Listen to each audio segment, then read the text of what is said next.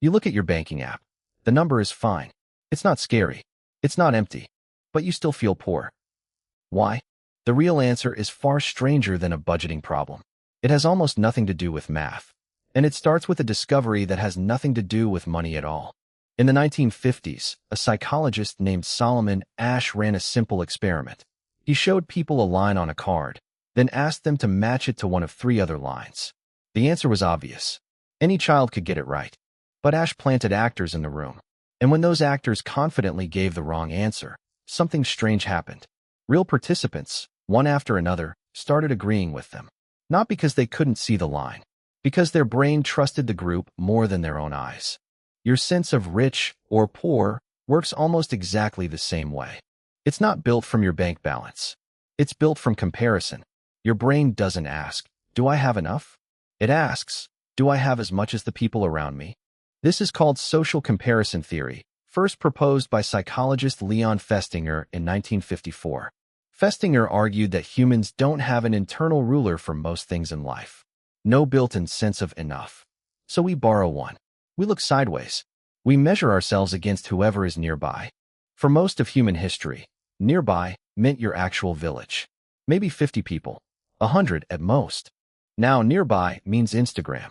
Your brain still runs the ancient software, but the input has changed completely.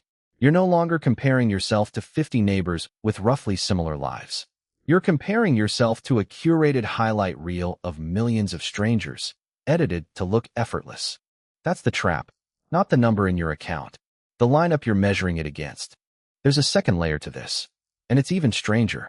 In 1978, economist Richard Easterlin published a finding that shook the field.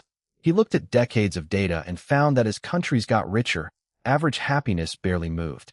People in wealthy nations weren't dramatically happier than people decades earlier, even though average income had climbed enormously. This became known as the Easterlin Paradox. How can that be? If money buys comfort, safety, options, shouldn't more of it simply feel better? Here's the twist.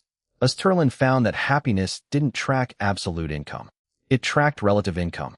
People felt good when they were doing better than those around them. They felt bad when they weren't. Even if everyone, in absolute terms, was living better than their grandparents ever had. Your brain isn't measuring your life against history. It's measuring your life against your feed. And your feed is, by design, the richest, happiest, most polished version of everyone you know. Think about what that means. You're not comparing your real life to their real life. You're comparing your real life, laundry pile and all, to their vacation photo, their new car, their announcement, never their setback. Of course you feel behind. You're not losing a fair competition. You're losing a rigged one. There's a third piece to this puzzle, and it explains why the feeling is so hard to shake even when you know better. Psychologist Daniel Kahneman, working with Amos Tversky, showed that humans don't evaluate outcomes in isolation.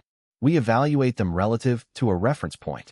Their research on loss aversion found that losses feel roughly twice as painful as equivalent gains feel good.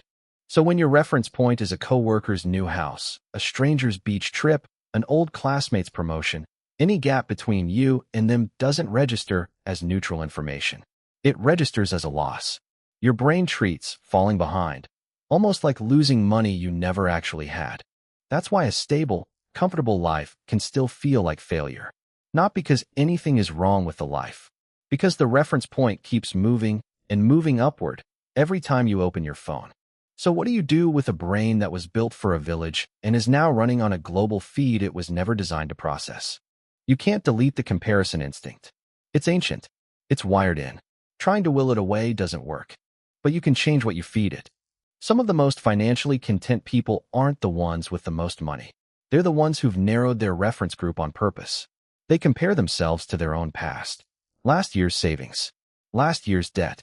Last year's version of themselves. Not this year's algorithmically selected highlight reel of everyone else's best day. That shift sounds small. It isn't. Because the moment you stop measuring yourself against a feed built to make you feel behind, the number in your banking app stops feeling like a verdict. It starts looking like what it actually is. A number. Nothing more, nothing less. You look at your banking app again. The number hasn't changed. But maybe, for the first time, neither have you.